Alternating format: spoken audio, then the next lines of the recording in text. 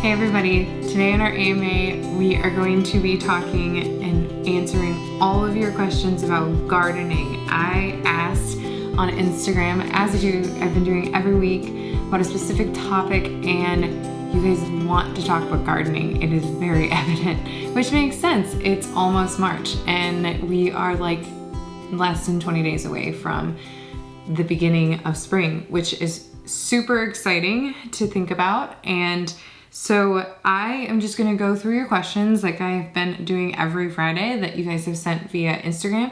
And then you can just catch your question maybe if you would like to, and let's just get going. So I'm gonna start from the very beginning. There's quite a few questions, so I'll try to make them short, sweet, to the point so that you guys can just kind of go through this video pretty quickly. So to start, somebody asked, how wet should seed starting mix be kept while trying to germinate seeds? Keep it damp at all times. You don't want it sopping wet, soaking, because you don't want to rot the seeds. So you just need to keep it damp all the time, especially if you have it under a grow light. You're gonna want to make sure, like every day, just give it a good sprinkle. I like to use a watering can that has a rain head on it so that it gives like a nice, soft, even watering. And if you just do it once a day, like give it a good soak, then it should be good. But check the dirt before you water it, because if it's already pretty damp still, don't add more water. And you keep doing that until they germinate. And once they germinate, you can kind of slow down the watering maybe every other day, and you can remove a heat mat from it and just keep the grow light on them. So I only use the heat mat, which this is an upcoming question. I only use the heat mat to get them germinated. After that, they're usually pretty good. And I don't have a problem because the heat lamp, the grow light has a heat to it that ups the temperature that it's in, and it's got like all this light going on. So what do you use in your raised beds in terms of soil and fertilizer? So I think this is a great question. Soil and fertilizers are really complicated things, I feel like, because it really depends on what you want, how you want to grow your food. I'm a super naturalist about it. So because I believe that whatever your food is growing in, that is what you're eating. So you got to think about that to some level. So I like to use our own compost for fertilizer. I see that as our fertilizer, though there are also like around here, there's some really good local composters. And so you just get like donkey manure, horse manure, things like that. It's totally fine. I know it sounds gross to think about eating that, but those are higher quality things. And the reason being is that horses and donkeys and goats, for instance, are not necessarily eaten. So they aren't put in through like potential antibiotics, stuff like that. So you're not getting that in their manure. And so if that's mixed in with compost, that's a really good way to richen up your soil. And honestly, if you want to know exactly what to add to your soil, the best thing is to do a soil test. There's all sorts of different ways to do that. Most local, like we have, I forgot what they're called, but there's one here in Leelanau County where you can just take a soil test in. There's a couple garden stores like McGough's, for instance, like an old seed store that also does it. So there's all sorts of different ways you can figure out what you need. For us, we use this really rich soil that basically is like really nutrient dense that we got from a local garden store, and they delivered it, and then we just put it on top of our topsoil. And so what happens is you don't necessarily fill that box all the way with like this really rich dense soil. You really only need like 2 to 3 inches of it, and then the rest of it can just be normal topsoil from somewhere, like either just like cheap soil that you get from somewhere, as long as it's just clean fill basically. And then over time, those nutrients from that moves down into the rest of them. So and you can put like mulch underneath if you want to add in some other richness, but you don't feel like you have to spend all this money on this like super nutrient dense soil for your raised beds, because you don't need like 6 inches deep of each raised bed at least to be filled with that stuff. You only need the top 2 to 3 inches, and it does great. That's what we did last year when we started ours, and you guys have seen pictures, like it went through the roof. So really all you need to do is just ask your local garden store what they suggest, and just make sure you ask questions about like, how is it created? Like, is it, whatever things you really care about. For us, it's how environmentally friendly is it? What kind of food is being fed to an animal that's going in there? What kind of foods are going into the compost? All those things kind of make a big deal, or are a big deal when you're thinking about that. But fertilizer, basically you just need to stick to compost or compost tea, which if you have a worm farm or have a friend who does, or anything like that, those are the best fertilizers you possibly could have. So best thing you can do to save money is just to start a compost pile, which you can do whether you live in a city or you don't. So it's totally up to whatever you think is best for you. Do we plan to do an orchard? Yes, we are planning to add an orchard into the front of our south end of our house. We will have apples and pears, and a lot of those things need to cross-pollinate, so we'll have different varieties. We don't plan to do cherries. We might do apricots. And we'll just kind of intermix those all together in that area. So that's kind of the plan. How do I start flower seeds indoors? Are they any different than starting veg seeds? Not at all. Just make sure you read the package. Like for instance, right now I have some yarrow, and it has different specs to it. Like it has 8 to 12 weeks, things like that. I highly suggest that if you are wanting to get into flowers at all, to check out Floret. They are amazing. Like Erin does an incredible job of informing how to grow these things. She grows the seeds, and then she has multiple books. So if you're really interested in it, I really suggest following her. And what's wonderful is that on the back of these, I don't know if you can see it in the camera or not, but it says like plant height, all this stuff, days to maturity, plant spacing, pinch, and even how to take care of it once it's in a vase. So I highly suggest looking into Floret if you want to learn more about growing flowers from seed. She's incredibly talented. Best soil to start growth indoors. You just want a seed ready mix. I mean, even if you have like some really nice rich compost that maybe you pulled, that's really great. There's plenty of seed starting mixes. Just make sure that they're organic and that they're using good quality ingredients when they're making that.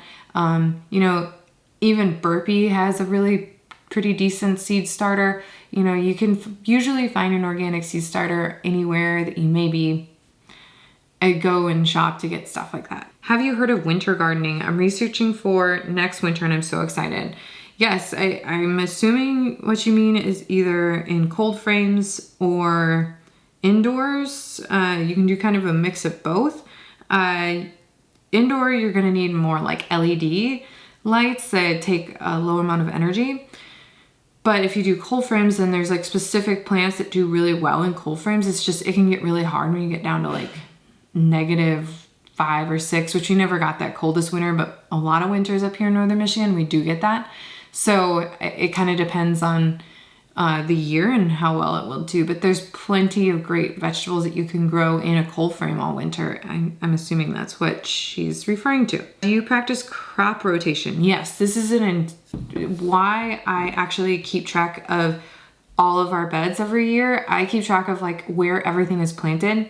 And if you're unfamiliar with crop rotation, basically what it does is certain vegetables add certain nutrients and take away certain nutrients. So you can have a 4-year crop rotation plan with different beds. So they grow like brassicas, and then beans. Like beans add nitrogen, and then next year you can add in tomatoes, and I'm not saying this right, so don't hold me to it. There's actual charts you can find online, and it's pretty straightforward. But that's why I keep track of everything. Just so you know, tomatoes are a huge nutrient suck. So you want to make sure that if you're planting a tomato, you plant it in really nutrient-rich dirt, because it's going to need it and it's going to suck everything out of it. So then you want to put a feeding plant back into it, or rebuild the soil with compost. And this is a great way to avoid tilling, which can strip the soil of its natural composition, I guess you could say. But a lot of farmers practice this in order to rebuild the soil year after year with like less mechanism, if they're a really good farmer doing the right practices. Somebody said, do you have to have a mat? Any other grow light recommendations? I don't. I have an older grow light. I wish I had an LED one. I haven't bought one, but I suggest LEDs They, one, are more energy efficient, and they create less like really intense light. It's usually like a purple light. Plants do really well with those too. So you can usually buy them in groups and spend, $50. And that, I think that's pretty affordable when you're talking about like an investment long-term in your plants and what you want to do. But the heat mat is not necessary. If you have a room, like a room heater or anything like that, you can just focus it right on the plant sun or the dirt and get it really warmed up at least a few hours every day. And it should be just fine. If you already have that, just use that. Do you only do native plants? I ask because I know native plants are trendy right now. I think they're trendy for a good reason. I think that native plants are native for a reason, and it's really important to understand what's native to your area, but no, I don't. I have a mix of things that are both native and things that aren't. And because some native plants are not, surprisingly, not perennial. Some are, some of them reseed themselves. So we just kind of do a mix of things. I think it's really fun to just, I stick to things that do really well in our hardiness zone, which is 6A. So that's the main thing. But no, I don't stick to just native plants. If I'm planting something out in our vast land, yes, I do. And I want to have a friend of mine come over and check it all out and give us some recommendations of some things we could add that would be helpful to pollinators and birds and stuff like that. Is there a way to do it that won't be permanent in the ground, like a portable pot option? Yeah, you can absolutely do that. You can get some really nice pots. I would suggest something that is not terracotta. Either a nice ceramic that's glazed if you want something that's got some style to it. Know that those usually aren't freeze hardy, so you probably would have to take them into your garage or a shed or something like that so they're protected away from water and snow if you live in a climate that gets that in the winter. But terracotta, you're gonna be watering it every single day, and most plants are not gonna thrive in them. They look cool, they got like this vibe to them, but unless you have a cactus or a succulent in them, you might as well that's the only way that they're gonna work. So, but yes, there are tons of portable options. You can get big tubs. You could even get like water troughs, like animal troughs that you can get at like a farm store, like Tractor Supply or something like that, and fill them with dirt. Those are really awesome. And then if you move, so if you're in like an apartment or a condo or a rental space, you then could pick it up, put it in your moving truck and move with it. So that's a really good option. You can also just build a raised bed, and if you put it with brackets on the side instead of like nailing it or screwing it, you can actually disassemble it and move it with you too. That's another option if you would still like a raised bed. So it's not necessarily, you can kind of get creative with it, but I think the trough idea is really cool. I've seen a couple people do it and it's really awesome. A little bit of an investment, but if you're planning on moving with them, they look really great. What things do you do to keep deer animals out of your garden? I don't see any fence. Great question.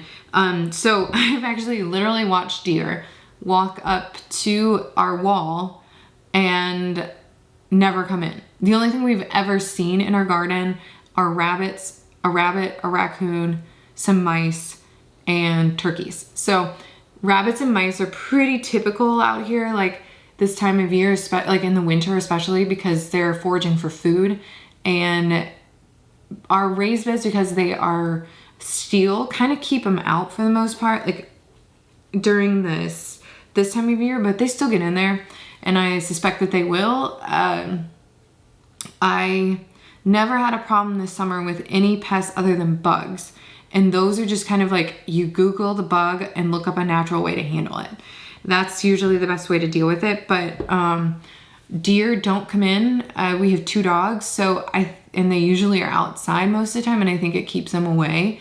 So, but we also have deer deterrent plants that like lavender, things like that, deer don't really like. So, and we have the perimeter of our wall lined with those. So I think that deters them. And I think there's also enough around us that they don't really come in. I've been kind of waiting to see what we would have to do, but we haven't had to do anything. So even the rabbits don't come up to the house in the summer and fall at all. So it's not till winter that we see them. So I think it's just a matter that they have so much great food that they don't have to come to our garden, I guess. I don't know. We'll see. It may play out differently. Can you talk about designing your garden bed structures, like what material and size? So our beds are 4x4, like 4 foot by 4 foot, and then we use steel, and we went and had them fabricated at a steel place in town, and they like did them all and sealed them and like did the corners and then made the dividers for us. And it was an intense investment, like for sure, and there's 12 of them, but we plan to be here for like 15 years. And if we bought wood, we definitely would replace them enough times that it would have equaled the same amount. So we felt like, yeah, it's an investment up front, but it definitely is something that will last a really long time. And a lot of people ask us about like, as it erodes, like what is it putting into the soil? And it's basically iron, which is great for food. So it's not, and we all need iron. So it's not harmful by any means. And the steel itself is just raw. There was nothing like finishing it or anything like that. So, and yes, they patina and they get some rust on them and stuff like that, but it's part of it. So but we hired somebody to help us design the space because I was really overwhelmed with like, what do I do with this 5 acres basically around our house, this immediate 5 acres by our house? Like, how do we create separate spaces and stuff like that? So we, spent some money and actually like had them help us figure out like a long-term plan. So if you're overwhelmed by your space, I highly suggest just paying a few hours of somebody's time to help design something. Or if you have a friend that's really good at it, like see if they will come over and help you and maybe trade or something like that. Because it can be really helpful just to get you in a direction even. Okay, so somebody said, do you plan to cover blackberries? I am still learning about blackberries. We have wild blackberries on our land and they need to be tamed so that they produce better. But I have not had the time. So yes, I think that's something I'm gonna have to cover because I'm gonna have to learn it. So if anyone has any great recommendations, I highly suggest sending me a message. Tips on starting an herb veggie garden for newbies. I have an ebook coming out, which maybe this also refers to ideas. I have an ebook coming out in 2 weeks that is going to be awesome for this. So I will give you a whole plan of exactly what to do with like 2 4x4 raised beds, especially if it's your first year, things like that. So it's going to be super helpful. So I highly suggest looking for it.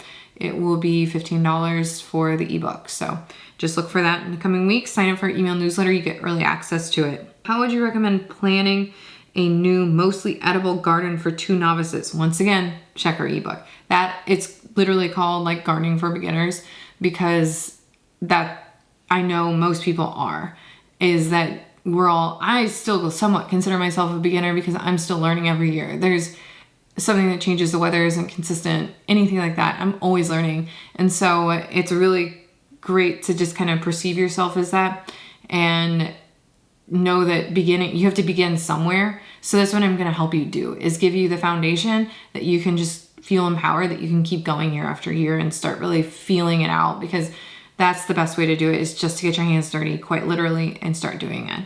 Do you have advice for growing greens in the heat of summer? Yes, find a shaded spot or put them in a good pot, like a big, easy to move pot somewhere, whether it's on a porch or something like that, and close them off to the direct sunlight every day. If you're going to be growing them in a very sunny area like we have. I also planted mine under my tomato plants, or on the northeast side of our tomato plants, because the sun, mostly is in the southwest in the summer. So the tomato plants, as they grew, would shade the greens. And I actually learned this from Rachel Hardacre. I was just following her. I will link to her account in the bottom, but she has a great garden. She lives in Minnesota. The other thing is like we have a shadier area on the north side of our house. And so I'm going to be planting some greens over there to kind of try them out this year. And such as like arugula, like it gets really spicy if it has too much sun, and spinach, and it can bolt really quickly with too much sun, things like that. So I'm going to try those in those areas. And so I'll report back and tell you how that works. But that would be my recommendation, is maybe keep them in a pot that you can either move out of the direct sunlight during different points of the day, or keep them in the shaded area. Yeah, it's a little bit of work, but hey, it's still cheaper than buying bags and bags of greens every week, you know, especially in the summer when you can grow them yourself. It says, do you have any precautions for pregnant people for gardening? Anything to avoid? I got this question too this last summer, and I think there is some like things about this. I am not a doctor, so first of all, as I answer this, but I worked in the garden all summer when I was pregnant. I was between 4 and 8 months pregnant. I think, well, actually 10 months was, or 10 months, you're not 10 months. 8 months was the last harvest, last bit of work I did in the garden. And I just washed my hands. I think if you have chickens or farm animals, I think there's more precautions that you need to take. But just like I personally am more fearful of the things that might get on my food at a grocery store than I am from the ground. So especially since I'm growing completely organically, there's no pesticides, there's there's nothing on my vegetables. It's literally just rainwater. Like I said, I'm not a doctor, so definitely if you have concerns, like talk to your doctor. She's starting a raised bed from scratch. What soil to use for no-till beds, fertilizers, irrigation, adding compost. So I kind of touched on some of this, but basically if it's really simple, like it sounds complicated. I think people make it complicated. There's lots of different options of ways you can do this. Like amending your soil is like a whole thing. I highly suggest just starting really simple and get good soil, top 3 inches, then some good topsoil underneath, about 3 to 4 inches, and then another like 2 to 3 inches with that really good rich stuff, and then adding compost as you have it, like between plantings, and then just letting the rain do the work that it does, and the worms and all that are in your soil. So that's what I would recommend. Companion planting and planning out the garden. When figuring out what seeds to get, this took the longest to figure out. So if you are on our email newsletter list, you will have gotten a seed organization chart. So that's, aside of being one of our email newsletter subscribers, is that you get free things like that every once in a while. So I love doing this for our email subscribers because you guys are awesome and we love having you guys. So I suggest if you haven't ever signed up, sign up. Next year we'll send it out again because we'll have new subscribers then too as well. So sorry, but you're gonna have to wait a year. Companion planting is really awesome. Like things like marigolds are really great with tomatoes. They keep the pests away. Basil and tomatoes go really well together. There are tons of different awesome companions. I think there's like carrots, but I really like to integrate my I don't like to do just rows, especially with the boxes. I like to do like one tomato plant, a marigold plant, some basil, some spinach, some lettuces, and and this is all one box. I like to kind of mix it all up, and maybe some zinnias and some hyssop, and so you get like this wild looking box. But what it does is it creates like a micro ecosystem that is really helpful for the plants to keep out predators and bugs and things like that. So, and plus it just looks really beautiful, I think. So you can kind of get creative with it, but it's best to plan it out ahead of time so that you know what you're gonna put where.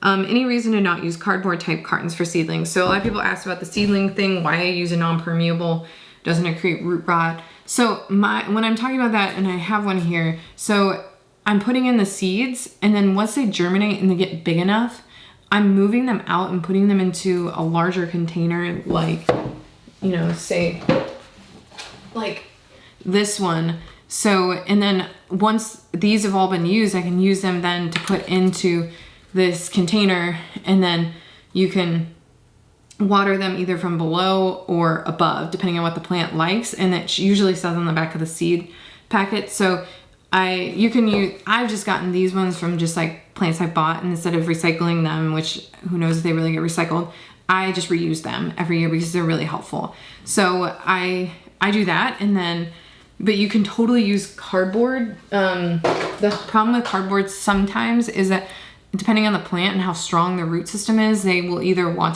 they can't either expand out of it, or they don't like what the cardboard gives them. There's tons of different things. So I don't buy it. I also think it like adds costs every year where you can like actually save money by just using it. If you don't want to spend money on that, you can also use like paper egg cartons too. That does a similar idea. But once again, like I've had problems where the plants actually won't expand out of the paper once they go into the ground, and then they die. So I find that just utilizing something like that, or buying those things from a farmer is usually best. So the last question, do you have a favorite sweet pepper? The answer is I am on the hunt, and I was just gonna look up mine. What I am growing in terms of peppers this year is the banana shishito, which those have always done great. And I think you pronounce it Ajvarsky pepper. So I will let you know. I have not found a pepper that I've been really happy with so far that's sweet, because I don't like the typical bell peppers, and I'm allergic to green peppers. So I don't usually get them. So last year I ended up just buying peppers at the market because we didn't use enough of them, and none of my peppers really took other than my shishitos. So there's that. But this was a long Q&A this week, but we will do more garden Q&As. I know that you guys are gonna have more questions.